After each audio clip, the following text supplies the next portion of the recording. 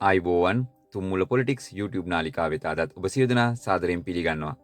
අද කතා කරන්න බලාපොරොත්තු වෙන්නේ ඇමරිකානු ජනපති ට්‍රම්ප් අපේ රටවල් වලට බදු තීරණය කළ විදිය. බොහෝ දෙනෙක් ඒ පිළිබඳ ප්‍රශ්නාර්ථයකින් කතා කරනවා. සමහරු හිතනවා අපි අය කරන බද්දෙන් භාගයක් ට්‍රම්ප් විසින් අපිට අය කළා කියලා.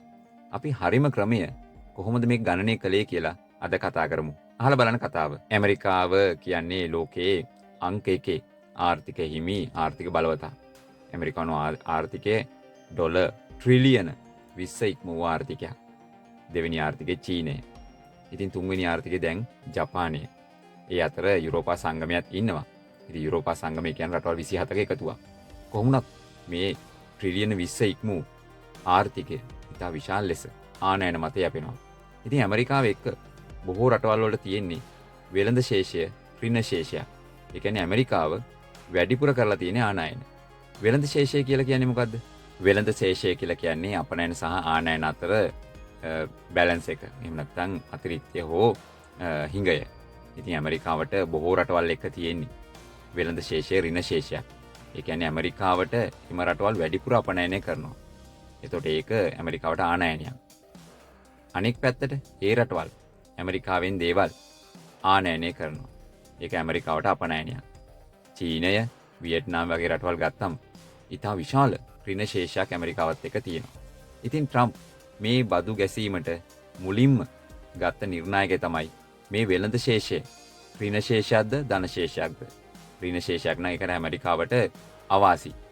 එතකොට මේ වගේ ඍණ ශේෂයක් තියෙන රටවල් තමයි මේ බදු ප්‍රතිපත්තියේ මුලින්ම ට්‍රම්ප්ගේ ඉලක්කය බවට පත් වුණේ. උදාහරණයක් විදිහට වියට්නාමය ගමු. වියට්නාමය කියන්නේ ඇඟලුම් අපනයන ඇතුළු විශාල අපනයන ප්‍රමාණයක් ඇමරිකාවට කරන රටක්.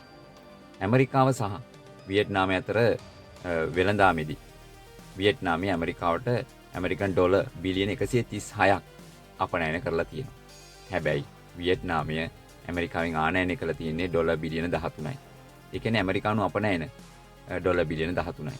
ඉතින් එතකොට ඇමරිකාවට ඍණ ශේෂයක් තියෙන වියට්නාමයත් එක්ක ඇමරිකන් ඩොලර් බිලියන 123ක්. මොකද වියට්නාමෙන් ආනයන 136යි වියට්නාමයට අපනයන 13යි. 136 අඩු කිරීම 13 123යි. එතකොට ඇමරිකාව සහ වියට්නාමය අතර වෙළඳ ශේෂය ඇමරිකාව පැත්තට ගත්තම ඒක ඍණ ඇමරිකන් ඩොලර් බිලියන 123ක්. එතකොට ට්‍රම්ප් මේ ගණනය කිරීම කරන්නේ මෙන්න මෙහෙමයි. 123 කියන ඍණ ශේෂය බෙදනවා වියට්නාමෙන් කරන මුළු ආනයන වලින්. ඒ කියන්නේ 136යි. 123 බෙදීම 136යි. 190කට ආසන්න වැඩි ප්‍රමාණයක්. එතකොට මෙන්න මේ 90 තමයි ට්‍රම්ප්ගේ මේ බදු ගැසීම සඳහා මූලික වුණ ඉලක්කම. මේ 90 බෙදනවා දෙකෙන්. එතකොට 45 ගාණක් එනවා. මේ විදිහට ගත්තම වියට්නාමයට 46ක බද්දක් ට්‍රම්ප් විසින් පනවලා තියෙනවා. මෙන්න මේ විදිහට තමයි මේ කැල්කියුලේෂන් එක කරලා තියෙන්නේ.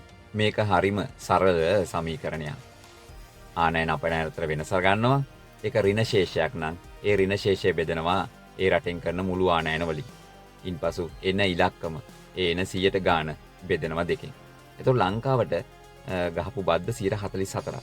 ඒ කියන්නේ ලංකාව ඇමරිකාවත් එක්ක ඍණ ශේෂයක් තියෙන රටක්. මොකද ලංකාව වැඩිපුර අපනයන කරනවා. ඇමරිකානු ආනයන ප්‍රමාණය අඩුයි. හැබැයි ඉතින් අර වියට්නාමය වගේ ඩොලර් බිලියන 130 ගණක් නැහැ. ලංකාව ඇමරිකාවට අපනයන කරන්නේ ඩොලර් බිලියන 3ක් වගේ. ඉතින් ලංකාවේ හරිම ඉලක්කම අරගෙන ඉක්මනින් කැල්කියුලේෂන් එකක් කරලා හෙට දිනේදී ඔබ වෙත එන්නම්. ඉතින් අදට සමු ගන්නම්. ඔබට සුබ දවසක්.